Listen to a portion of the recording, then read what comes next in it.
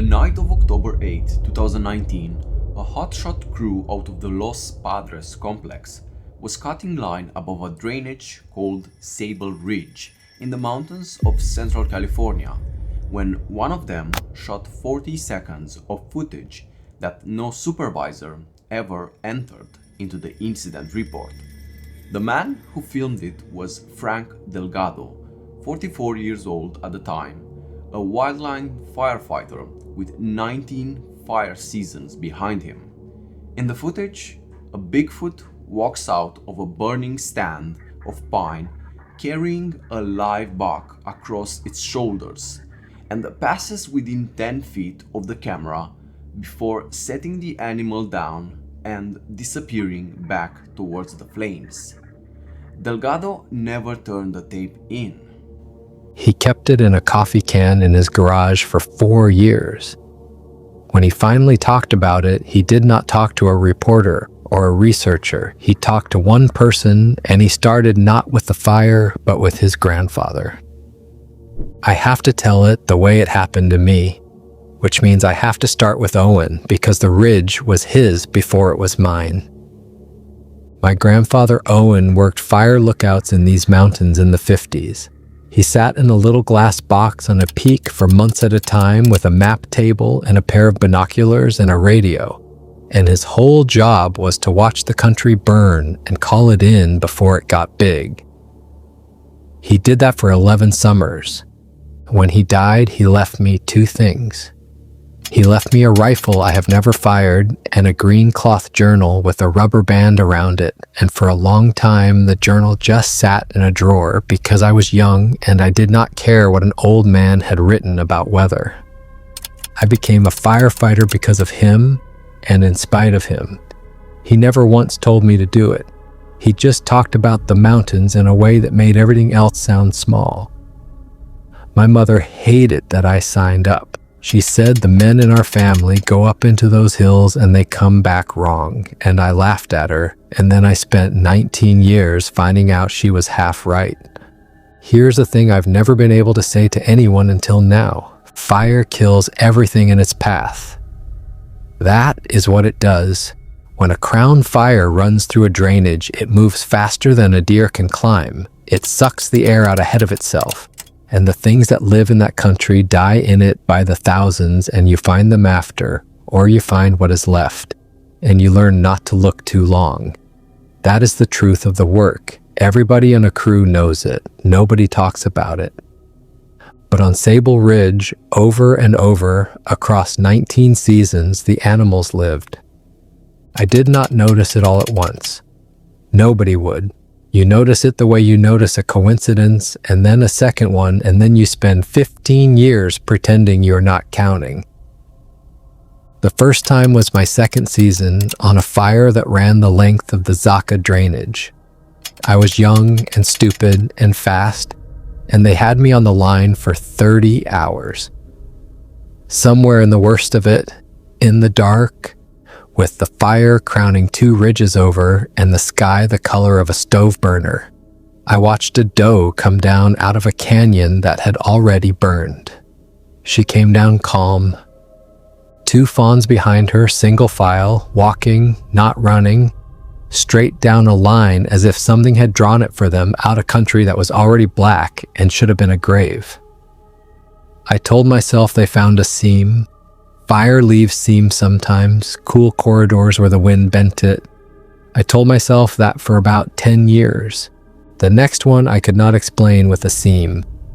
We had blacked out a whole basin, meaning we had burned it ourselves and let it die, and there was nothing left in there but ash and standing char. And in the middle of it, a week later, doing mop-up, I walked into a stand of live green trees. Untouched. Not scorched, not singed. Deer beds in the pine duff, fresh, the grass still springing back. No burn on the approach, no reason the fire had gone around it, and it had gone around it in a perfect curve like water around a stone. The other guys called it a fire miracle and took pictures, and I took a picture too, and I did not say the thing that was starting to sit in my chest, which was that a miracle happens once.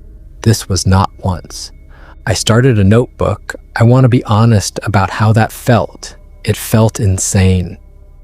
I am a man who reads fuel moisture and slope percentage and wind. I deal in numbers, and I started a notebook like a person who sees faces in clouds. But I could not stop because the count kept going. There was a season we found the tracks in the retardant. A tanker had laid a line of red slurry across a saddle, and it was still wet. When we came up on it and pressed into it, clear as a handprint in fresh cement, was a line of footprints, bipedal, long. The stride between them was longer than any man could walk, longer than most men could jump, one after another, and they were going the wrong way. They led toward the fire. Everything alive walks away from the fire. These walked in, I got about 4 photos, and then a squad came up behind me and walked right across them before I could say a word, and by morning they were gone under 100 boot prints and a bulldozer. There was the elk with the collar. This one I can prove, or I could if anyone cared. Biologists had a cow-elk radio collared, and they logged her inside the fire perimeter on the night the north end of a burn ran, inside where nothing survives. 4 days later, her collar pinged 40 miles out, on the far side of the cairn, on a bank she had no business being on, alive, because they went and looked, and there she was. She could not have crossed that river alone in that current. I know because I stood on that bank and looked at that water. I wrote it all down that night. That was the night my notebook stopped being a hobby and became the thing my wife and I fought about. There were the ones in between too, the smaller ones, the ones that would not hold up if you said them out loud, but that stacked up in me year over year like silt. There was the fire near Big Pine where a whole covey of quail came out of a slot canyon ahead of the flames in a line so straight and so orderly that a guy next to me said it looked herded, and then laughed, because what herds quail, and I laughed too, and I wrote it down that night in the truck with a flashlight in my teeth. There was the burro, an old feral burro, half blind, that everyone on the crew had written off because it was standing in a meadow with fire coming down 3 sides and no way out that any of us could see, and we were sick about it. You get sick about the animals even when you pretend you do not. And in the morning, the meadow was gone, burned to the dirt, and the burro was standing on a gravel bar a mile down the creek, eating grass like nothing had happened. Somebody said it must have run. Burros that old and that blind do not run a mile through a night fire down a creek they cannot see. I did not say that. I wrote it down. And there was a lookout who quit, and I have thought about him more than almost any of it. An older man named Boone, been on the district 30 years, hard as a boot, not a man given to talk. We were sitting on a tailgate after a long shift, passing a bottle nobody was supposed to have. And out of nowhere, he said he had stopped taking the night detail up on Sable years back. I asked him why. He looked at the fire for a while and he said, because something up on that ridge moves the animals, and he would not say another word about it. Not that night, not ever. And he pulled the pin and retired that same winter, early before his time, and moved to the desert where there are no trees. I did not understand him then. I understand him now. He had seen it, and he had done the smart thing, which is to go where it is not. There was a season I have gone out of my way not to think about, the year we lost a man on a different fire, not on Sable, a good young firefighter named Hutchins caught in a burnover when the wind came around wrong, and I say his name because I want him remembered, and not because he is part of the strange thing. He is not. He died the plain, terrible way men die at this work. But it marked me, and the winter after it, I was not right, and I did a thing I have told no one. I drove up to the end of the forest road below Sable Ridge in February in the snow, off-season, no fire anywhere, and I walked in with a lantern, and I stood at the bottom of that ridge in the dark and the cold, and I called out to it. I stood there like a fool, and I called up the mountain and asked it to show itself. asked it why it saved the animals and not the men, asked it where it had been the day Hutchins burned, and nothing answered me. Nothing at all, just the snow coming down through the lantern light and the enormous silence of that country in winter. And I drove home ashamed, and I did not write that one down because I could not stand to see it in my own hand. Every one of those went in the notebook. By the time I was 40, I had 3 notebooks. Diane found them once, all 3 in a bag in the closet. And she did not yell, she just sat on the edge of the bed and turned the pages. And when I came in, she looked up at me with a face I had never seen on her. And she said, "Frank, how long?" And I could not answer her, because the honest answer was longer than we had been married. And she put the notebooks back in the bag and set the bag by my side of the bed, and something between us was different after that, and it never went back. Owen's journal I did not open until much later, and when I did, it took the ground out from under me. I had assumed it was weather logs. Most of it is wind and cloud and lightning for 11 summers in a small, hard hand. But threaded all the way through it, starting in 1953, is something else, and he writes about it the exact same way he writes about a thunderhead. No fear in the words. Just a man recording what he saw from his glass box. He saw it from the tower during a burn in the summer of 1955. He watched a tall figure come down through the fire on the far slope carrying a fawn, and go back up and come down again carrying another all night, walking on 2 legs through country that was fully involved. He did not write that he was frightened. He wrote the times. He wrote how many trips. He counted. He saw it more than once. That is the part that undid me, sitting at my kitchen table with the rubber band curled up beside the book and my coffee going cold. It was not a single miracle for him either. There is an entry from 1953, his first summer, where he describes coming up the trail to the tower at dusk and finding the ground disturbed, a wide, flattened path through the manzanita, and on it, going away from him, a set of tracks he measured with his own boot for scale and drew. And the drawing is in the margin, and it is a bare bipedal foot, longer than any man's and wider, with the toes spread. He wrote that he followed the path a little way, and then something told him not to. And he turned around, and he wrote the words I have thought about every day since. He wrote that he had a feeling, standing there, that he was allowed to look but not to follow. There is an entry from a dry lightning night in 1956 where he watched from the tower as a small fire started low on the ridge and grew.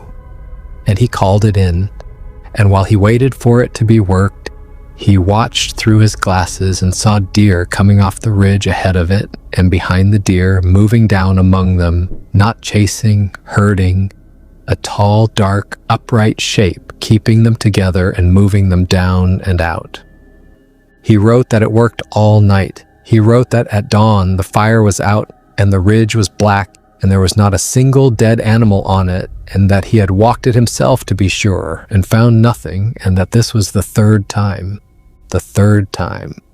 In 1956, he had already lost count the way I had lost count. He never once calls it Bigfoot. Across 20 years of entries, he calls it the same thing every time. He calls it the one who clears the ridge. And in the margins, going back decades, there are tally marks. I did not understand them at first. Then I did. He kept a running count too. Fires where the animals lived. On Sable Ridge and the 2 drainages beside it, the marks run down the whole page. Everywhere else in his district, across all those summers, there are almost none. He had found the same pattern I found 40 years before I was born, and he had been keeping the same insane notebook, and neither of us ever knew the other one was doing it. There is one more thing in the journal, and I am going to save it because I did not read it until the night everything happened, and I want to tell it in order, because I have not told you about the buck yet. By 2019, I was a squad boss. My marriage was thin as paper. Diane had asked me more than once, quietly, without anger, which I could have handled, but without anger, to stop going back up to that country on my days off, to stop the notebook, to come home all the way. And I had said yes, and I had lied because I could not stop.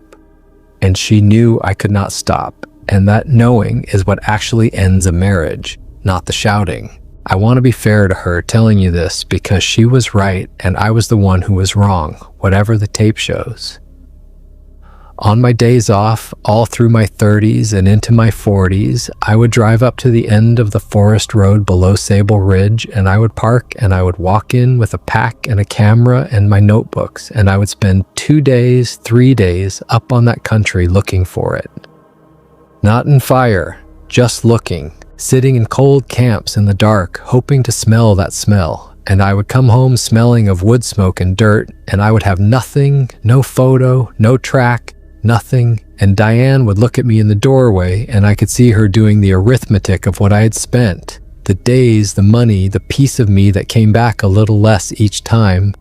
And she never once threw it in my face, and that was almost worse. She just got quieter. Our daughter grew up watching her father drive off to hunt a ghost on his weekends. I miss things. I missed a lot of things, and I'm not going to list them because the list is the kind of thing a man carries and does not set down.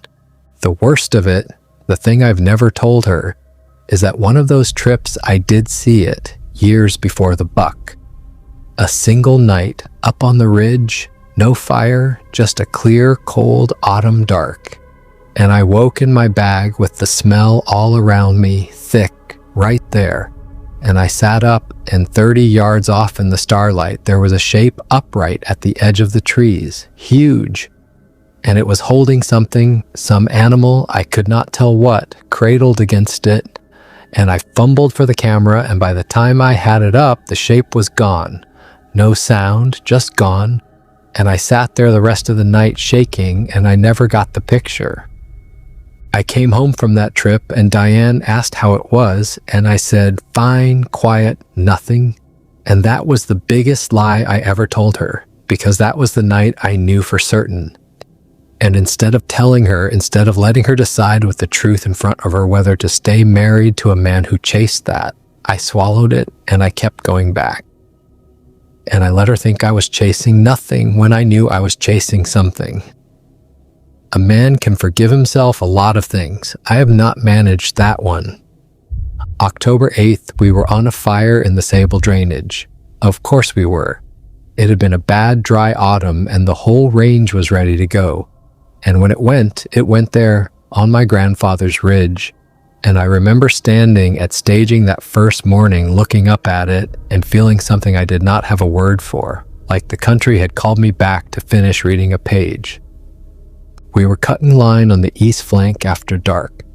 The fire was running upslope away from us, which is the only reason we were where we were, and the light off it turned everything the color of a blood orange. I had walked a little apart from the crew to scout the next stretch of line. I had my headlamp off to save my night eyes, and that is when I smelled it. I have to explain the smell because the smell is how I always knew all those years, a beat before anything else. Over the smoke, under it, a heavy animal musk, wet and rank and enormous. Twice before in my life I had smelled that smell, and both times, minutes later, I had found cleared trails or beds or tracks. I had never once seen what made it. I stood in the dark with the fire roaring up the slope above me, and I smelled it. And every hair on my body stood up because I finally knew I was going to see it. It came out of the burning stand of pine to my left, maybe 40 feet off, and it walked into the open on 2 legs. It was over 7 feet tall. That was the first thing, the size, the way it took up the world. Far more Neanderthal than ape, with a heavy bony brow ridge over the eyes and a broad prominent nose and a wide flat human-like face with no muzzle to it, so that it was not like looking at an animal at all, it was like looking at a person built to a scale that should not exist. dark rust-brown hair over most of it, shading to charcoal down the arms and back. Weathered gray-brown skin on the face where the hair thinned, and across its shoulders, held there by one enormous hand hooked over its legs, was a live buck, a mule deer buck, full rack, and it was alive. I could see it breathing, I could see the fear in it, and the strange stillness, the way a cat goes limp in the mouth of the thing that has it. And the Bigfoot walked toward me. I want to be careful here because this is the part that matters, and I have run it in my head 10,000 times. It did not charge, it did not veer. It walked a slow diagonal that brought it closer, the fire behind it throwing its shadow 40 feet up the hill. The buck's antlers turning gold where the light caught them, and it came until it was 10 feet from me and it stopped. 10 feet. I could have taken 2 steps and touched it. I could hear it breathing over the fire. I could hear the buck breathing. There was ash coming down between us like snow. I am going to try to give you the 10 feet because the 10 feet is the whole thing. The 10 feet is what I have instead of a life I might have had. And I have had 4 years to find the words, the heat off it. That is the first thing nobody would think of. It had just walked out of a burning stand and it radiated. I could feel the warmth of it on my face across that gap, the way you feel a wood stove. And mixed into the warmth was the smell, the musk. So strong this close, it was almost a taste, rank and animal and old. Older than the fire, older than me. Its chest moved. Slow, deep, even. A bellows, the size of a barrel. Not panicked, not winded. A thing entirely at home in the one place on earth that kills everything else. I watched a coal of ash land on the hair of its shoulder and wink out, and it did not so much as flinch. The buck across its shoulders had gone still in that terrible way, its eye rolling white, its legs folded, and one antler tine was pointed right at me, and it caught the firelight and ran a line of gold down its length, and I remember thinking, with the strange flat clarity you get in the worst moments, that the deer was alive, that its ribs were going, that whatever this was, it had not killed the animal, it was carrying it whole and breathing out of the fire. And the face, 10 feet from the face. In all my years of wanting to see it, I had never once let myself imagine the face, and here it was, wide and flat and human in a way that made the animal part of me want to run more than any fang would have. The heavy brow throwing the eyes into shadow, the broad nose, the gray-brown skin at the cheeks weathered like a fence post, the rust and charcoal hair moving a little in the fire wind. It was not a monster's face. That is what I cannot get people to understand. It was a person's face built wrong and built huge, and it was thinking. I could see it thinking. I could see something behind the eyes weighing me, and there is no describing what it does to you to be weighed by that. My crew was behind me somewhere in the dark, and the radio in my ear was going. I could hear Reyes calling my name, "Hey, Delgado, Delgado, where are you?" And I did not answer. I could not have answered. I had my phone in my chest pocket, not because I was ready. I want to be clear. I was not thinking about the count or the notebook or the proof I had wanted for 15 years. I was not thinking anything. I got my phone out, and up the way a drowning man grabs a rope, from pure animal reflex. And I started filming, and the whole time I was filming, I was looking at its eyes. Its eyes were flat and reflective, and they caught the firelight and threw it back at me, and they were looking at me. Not past me, not through me, at me. My crew was behind me somewhere in the dark, and the radio in my ear was going. I could hear Reyes calling my name. "Hey, Delgado, Delgado, where are you?" And I did not answer. I could not have answered, because the one who clears the ridge was standing 10 feet away holding a living deer and looking into my face. And it was choosing something. I know how that sounds. but I saw the moment it saw the phone. I saw its eyes flick down to the little glowing rectangle in my hand and come back up to my face, and it did not run. And I understood, standing there, that everything my grandfather wrote was true, because the journal says it only ever lets the watchers see it work.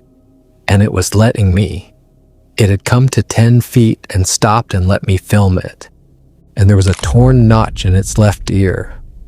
I did not know then why that detail went through me like current. I knew it later, that same night, when I finally read to the end of Owen's journal and found the entry from 1958, where he describes the one who clears the ridge coming close enough to the tower that he could see.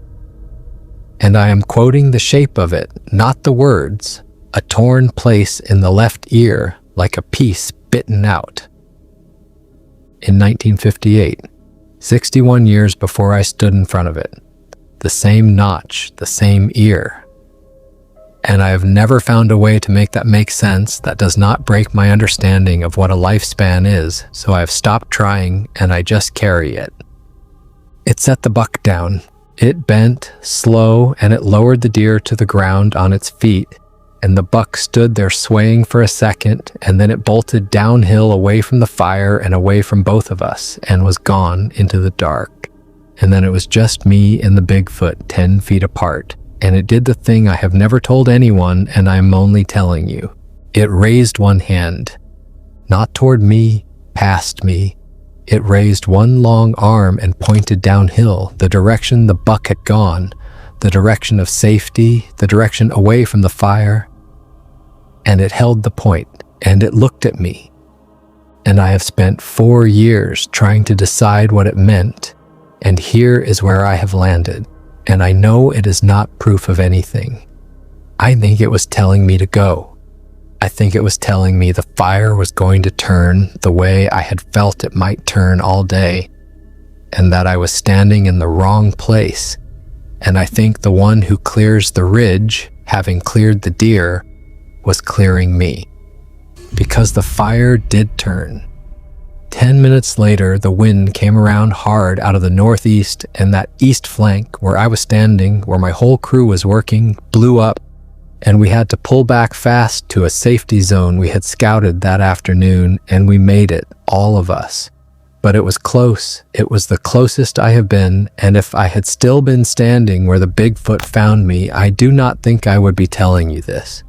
I never filed the footage. I want to explain that because people who hear about the tape always ask why, and the answer is in the journal. The last entry. Owen wrote it in his final summer in the tower, and it is the only place in 20 years his hand shakes on the page. He wrote that there are 2 kinds of men who see the one who clears the ridge. The ones who watch it work and let it be, and go home, and are left alone. And the ones who cannot let it be, who follow it back in, who try to take it, to prove it, to own it. And of those men he wrote only one line, and I am giving you the meaning and not the words, because I will not put his exact words anywhere they can be used. He wrote that the ones who follow it in do not come back down the ridge. So I did not follow it in. I stood there and I watched it turn, and walk back into the burning pine, 7 feet of it, rust and charcoal and gray, unhurried, into fire that would have killed me in a breath, and it did not burn, and it was gone. And I turned and I went downhill the way it pointed, and I found my crew, and I never said a word. And the next morning I put the phone in a coffee can in my garage, and I left it there for 4 years. You are the only person I have shown it to. You know why. You are my granddaughter, and you just told me you signed up for your first fire season on a district that includes Sable Ridge. And your mother is furious with you the exact way mine was furious with me, and I could not let you go up there not knowing. Owen told me the country the only way he could through a journal I opened too late. I am not going to do that to you. I am telling you to your face. The ridge remembers him. I do not fully understand what he is or how one creature wears the same torn ear across 70 years, or whether he saves the animals or only moves them somewhere for reasons that have nothing to do with mercy. I have the footage, and I have the journal, and I have my own 15 years of notes, and I still cannot tell you which it is. And I have to be honest with you about the other reading because you are smart and you would find it yourself, and I would rather you heard it from me. A shepherd moves his flock down off the mountain ahead of the storm because he loves them. And a shepherd moves his flock down off the mountain ahead of the storm because they are his, and he means to use them. Both of those look exactly the same from a lookout tower. Both of them look exactly the same from 10 feet in a fire. My grandfather counted the fires where the animals lived, and he never wrote down where they went after. And I have looked on my own time in the years since at where the deer herds are thickest in this range and where the elk winter, and there are places up behind Sable, hard places, roadless places, where the game is richer than it has any business being, as if something has been stalking them patiently, one fire at a time, for longer than anyone has been counting. I do not know what that means. I do not know if the animals it carries out are being rescued or being kept. I have decided I would rather not learn the answer because the only way to learn it is to follow it in. And I'm not going to follow it in, and neither are you. I gave the coffee can to your mother to hold, not because I do not trust you, but because the tape is not the point, and I do not want it to become the point.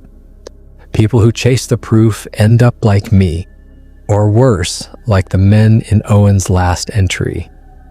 The point is that you're going up on that ridge, and the country is going to try to take you the way it takes everyone in this family, up into those hills and back down a little wrong. And I needed you to go up already knowing what your great-great-grandfather knew and what I know, so that when the smell finds you in the dark, you do not reach for your camera the way I did. You keep your feet, you watch, you go home.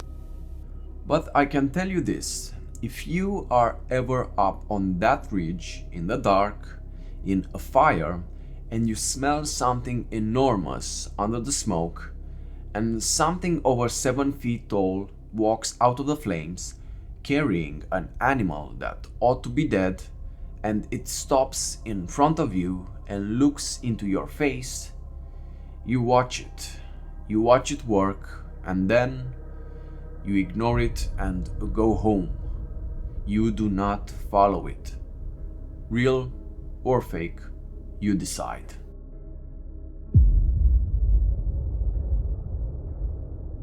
The first photograph is dated September 19th. The last one anybody has seen is dated 11 days ago. They were all taken by Marian Kessler, 73 years old, on a digital camera she keeps on the windowsill of the back room of a cabin at the end of a private road in the mountains of eastern Kentucky, in a county I am not going to name because she still lives there and she is still taking them. Between the first photograph and now, she called the sheriff's office 4 times and the state wildlife office twice. Every report was closed.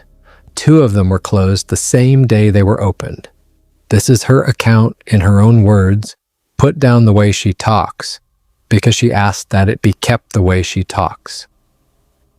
I have lived at the end of this road for 51 years. My husband Cole and I bought the cabin the year we married, and he has been gone 9 years now, and I have stayed because there is nowhere else I want to be, and if I am honest, nowhere else I can afford to be. My income is my Social Security and Cole's small pension, and that is all. People here, I live alone up here at my age, and they get a look. I know the look. I have gotten very used to the look this fall. I had a dog until March. A good dog, a mutt named Biscuit, and he died old in his sleep on the porch in the sun, which is the death I would pick for myself. And I buried him under the dogwood, and I have not gotten another because at my age you have to think about who outlives who. I tell you about the dog because the dog is why I noticed. For 14 years, Biscuit told me what was in the yard at night. Without him, I had to start looking myself. The first night I saw it, I thought, coyote.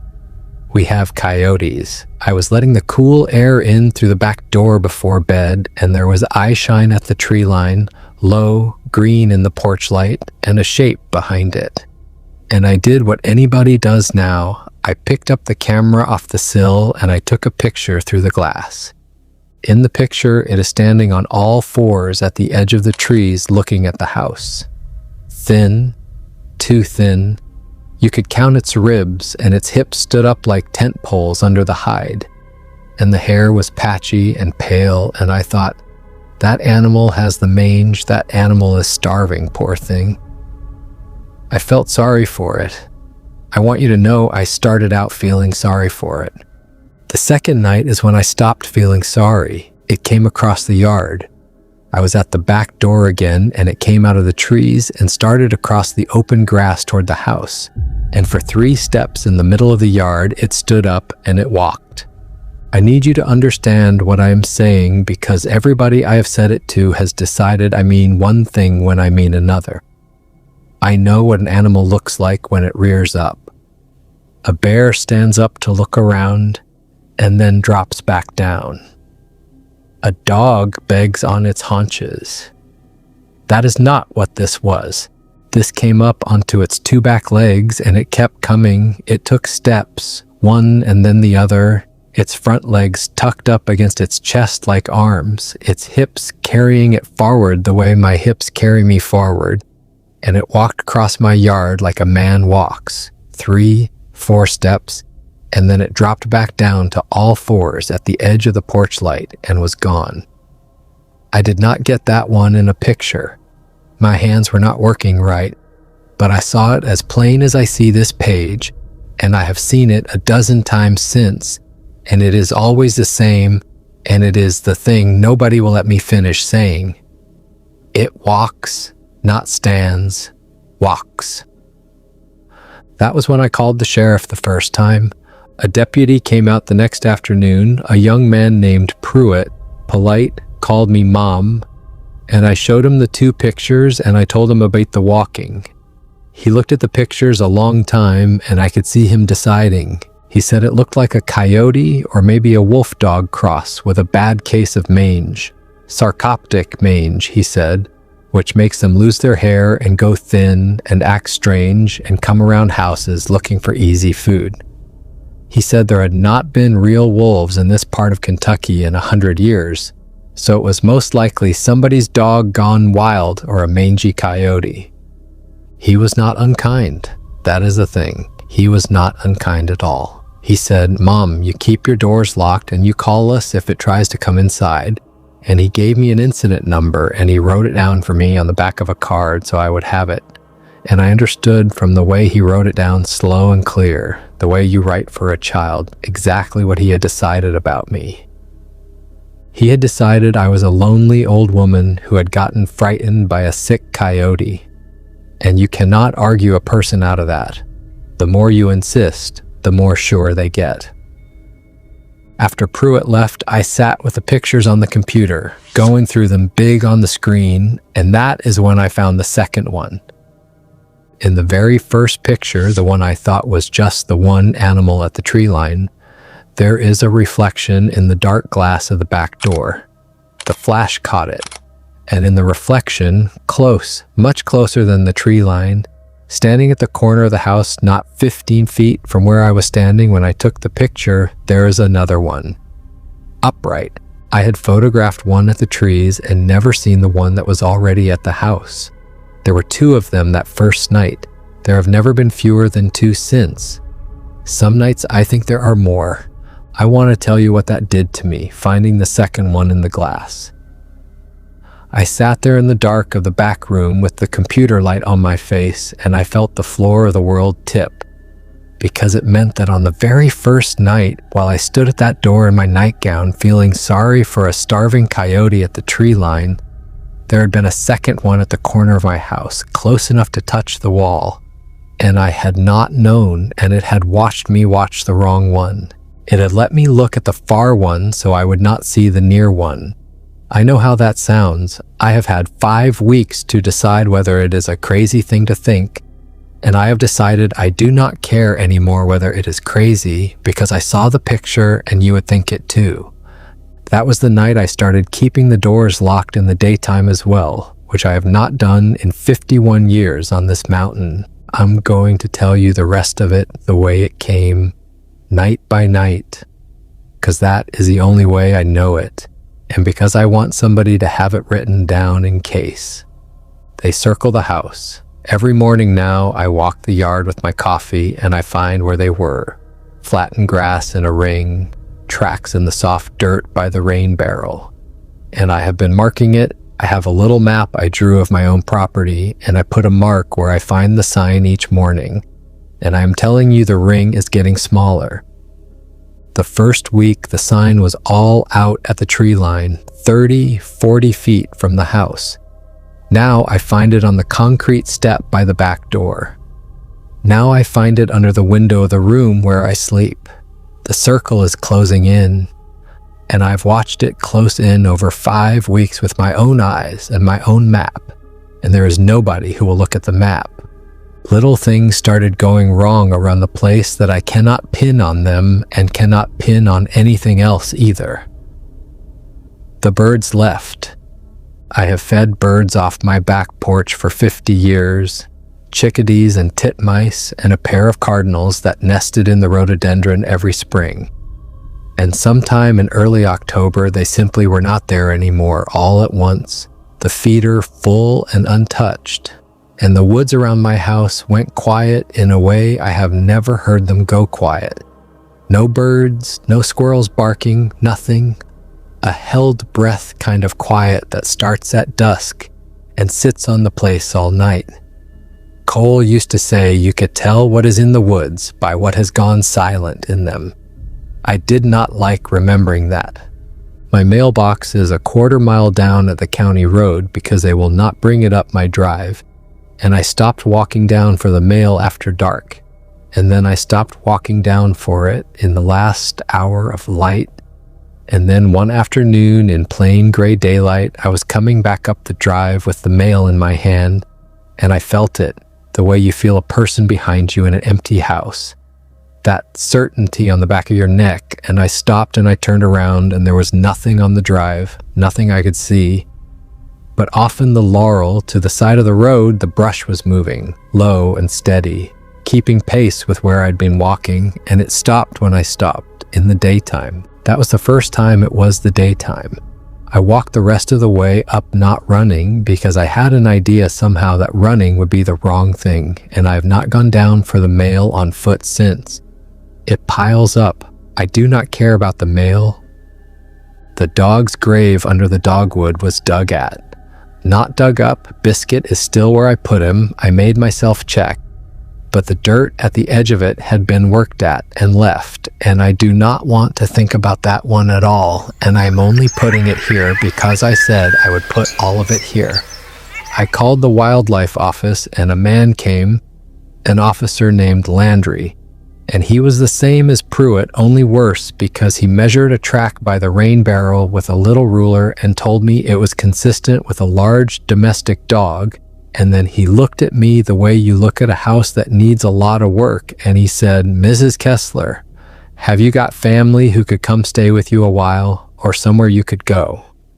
And I understood him too. He was not measuring the track. He was measuring me. He had decided the problem was not in the yard. He had decided the problem was that a woman my age was living out here alone, imagining things, and the kind thing, the gentle thing, was to get her somewhere with people who could watch her. I have a nephew, Dennis, my sister's boy, 2 hours away. I called him after Landry left because I was rattled and I wanted a voice. And Dennis was sweet and Dennis was tired, and I could hear it. I could hear that he had already talked to somebody, maybe Landry, maybe just the family, and that they had all had the conversation about Aunt Marion, and he said, "Real careful, Aunt Marion, are you leaving the porch light on? Are you sleeping okay? Are you maybe getting a little turned around at night?" Getting turned around. That is the phrase. That is the word they use now when they mean the other word they will not say to my face.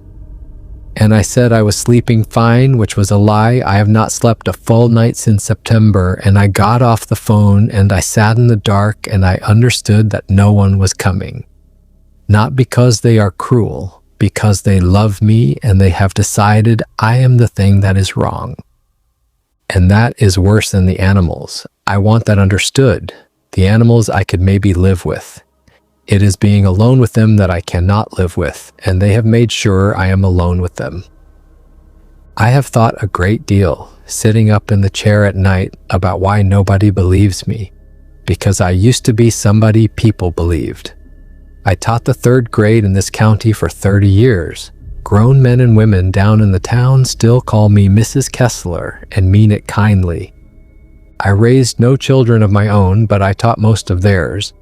And I was sharp. Everybody would tell you I was sharp, and I am still sharp. That is the terrible part. I am exactly as sharp as I ever was. And it has bought me nothing, because the day I turned 70, something happened to how people hear me. I say a thing I have seen with my own 2 eyes, and I watch them run it through a sieve in their heads, and what comes out the other side is not what I said. It is a softer, sadder thing about a lonely old widow at the end of a road, and they nod at that thing, and they are gentle with that thing, and the real thing. The thing walking around my house goes right on walking because I am the only one who will look at it, and I am the one person whose looking does not count. I could have shown Landry the reflection in the glass. I could have shown Dennis the map with the ring closing in. I did not either time, and I've asked myself why. And the answer is a coward's answer, but it is the true one. It is that I could not bear to watch them be gentle with the proof, to watch a deputy hold my clear photograph of a thing standing on 2 legs at my step and say, in that voice, "Ma'am," and set it down. There's a kind of not being believed that is worse than being alone. And I chose the alone. It stopped running from the flash about 3 weeks ago. That is the change that frightened me more than any other single thing. In the beginning, when the flash went, they would flinch and go, "That quick animal go," gone into the trees. And then one night I lifted the camera and the flash went off full in its face, and it did not move. It was close, it was right off the step, standing up, and the flash lit it up white, and it just stood there and looked down the lens at me through the glass, and it did not run, and it did not flinch, and I understood that it had waited for me to take the picture. It wanted the light. It wanted to be seen. And I put the camera down, and I did not take another one for a week because I did not want to give it what it wanted. In that picture, the close one, you can see it clear even through my dirty glass, and I will tell you what I have not told the deputies because they had already stopped listening. Its ears. The left one has a torn place in it, a notch, like a piece is gone. I do not know why, but that notch is the thing I see when I close my eyes. That one has been here from the first night. I know its ear now. It knows my window. After I stopped taking their picture, they changed how they came. It is hard to explain, and I have turned it over 100 times. As long as I was watching them and photographing them, they stayed out in the yard and let me. The week I put the camera down and stopped, they came closer. It is as if the looking was a kind of agreement between us, a fence made out of my attention, and when I stopped keeping up my end of it, the fence came down. I picked the camera back up after that week. I did not want to. I pick it up every night now because I have the idea, and I cannot shake it, that the taking of the picture is the only thing I am still doing that they want me to do. And that whatever is holding this at the edge of my porch instead of inside my house is that one small trade, my looking for their waiting. and that the night I stop is the night it ends. So I look, I am so tired, and I look. The nights they do not come are worse than the nights they do, because on the nights I do not see them, I hear them. Something up on the porch, testing the boards, slow, putting weight down and taking it back. Something at the low corner of the back door where the wood is soft, a scratching, not high like a dog jumping up. Low, right down at the bottom where a thing on all fours would reach, except that some nights the scratching moves up the door, up to the handle, up to where only a thing standing on two legs and using what is in front of it could reach. And it works at the handle, patient, in the dark. And I sit in the chair in the front room with every light in the house burning and Cole's rifle across my knees that I do not know how to fire. And I listen to something try my back door like a person who has all the time in the world. There was a night the power went out. Just my place, I found out later, a line down my drive and nowhere else. And I have wondered about that line ever since. It went out around 10, and I was already in the chair, and the whole house went black at once, and every small sound I had been holding off with the lights came in on me in the dark. I sat there and I did not move. And out at the back of the house, at the glass, something put its weight against the door. Not the handle this time, the whole door. A slow, steady press, testing the frame, the wood creaking against the bolt, and then easing off, and then pressing again, patient, feeling for how much the door would give. And I sat 6 feet away in the pitch dark with the rifle I cannot fire across my knees, and I did not make a sound because I had the animal certainty that sound was the one thing I must not make. It pressed and eased for what felt like an hour and was probably 10 minutes, and then it stopped. And a while after that, the power came back on all by itself. And the door was still locked, and there were no marks on it that daylight could show a deputy. And that is the pattern of this whole thing, that it never leaves me one single piece I could put in a stranger's hand and say, "There, look, I am not what you think I am." The next morning, I found the marks in the mud at the bottom of the door. I looked at them a long time. They were not paw prints. Down at the base of the door where something had braced itself to push. The prints in the soft mud were long and narrow at the heel and spread at the front into what I'm only going to call toes. And there were 5 of them. And I took a picture of that too. And it is on the camera with all the rest, and I have not shown it to anyone because I know exactly the voice they would use. One morning I came out and my wood pile, the split wood I keep stacked by the back step, had been taken down and laid out on the ground in a shape. Not scattered, not knocked over, laid out piece by piece in a long shape on the grass pointing at the door. And I stood there in my robe and I looked at it, and I did not call anybody because I already knew what they would say. They would say the wind. They would say a bear. They would say Marion is stacking her own wood and forgetting. So I picked it up and I stacked it again, and I did not tell a soul until now. I called the sheriff a 4th time last week. I did it knowing how it would go, and I did it anyway because what else is there? A different deputy answered, and he had my history right there on his screen. I could hear it in his voice. He had the whole file, 4 calls, mange, coyote, no family on site, and before I had finished 3 sentences, he was already gentling me, already saying they would send somebody by when they could, already closing it. I could hear him closing it while I was still talking, and I hung up before he could give me a 5th incident number to write on the back of a card in slow, clear letters for the crazy woman at the end of the road. So here is where I am, and here is where it stays, because there is no end to this that I can give you. I have nowhere to go. I have no money to go there with. I have no one who believes there is anything to go from. I have a map of my own yard with the marks closing in, and a picture of a thing with a torn left ear standing on 2 legs at my back step in the flash, and I have a rifle I cannot shoot. and I have every light in this house turned on every night against an electric bill I cannot really pay. And I have the sound of something working at my door handle in the dark with all the patience in the world. They're out there right now. It is dark as I write this.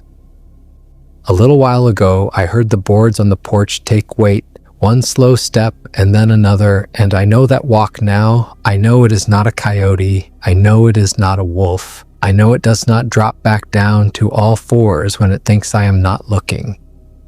I know it walks. I have the pictures. I have watched the ring close for 5 weeks.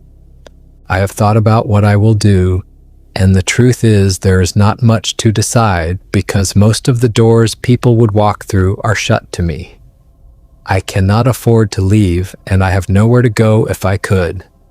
I will not go into a home and be gentled to death by people who think my whole account is the first symptom of the thing that will kill me. I could sit here with the rifle and wait, but I do not know how to fire it, and I'm not sure even now, even after everything, that I could point it at the thing with the torn ear that stands at my step and looks at me like it is waiting for me to understand something. So I do the one thing that is left, which is the thing I have done every night for 5 weeks. I keep the lights on, I keep the camera on the sill, I look when it wants to be looked at, and I write this down by day so that if the looking ever stops working, there will be a record in my own sharp hand that I was not turned around, that I was not imagining it, that a woman told you plainly what was walking around her house, and you can decide for yourself now whether the crazy one was her. I am still here.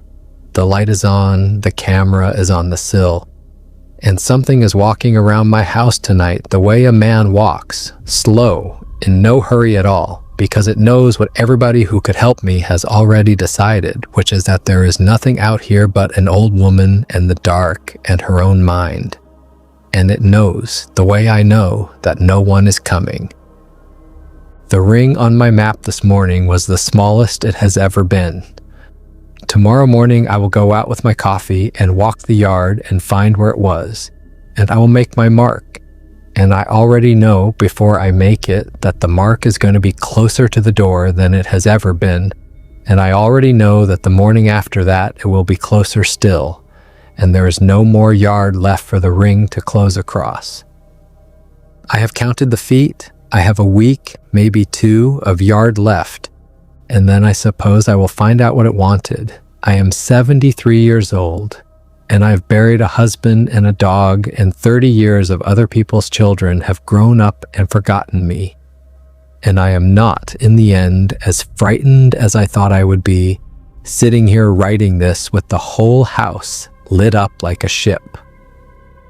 I am mostly just tired, and I mostly just want one person to have believed me while there was still time for it to matter.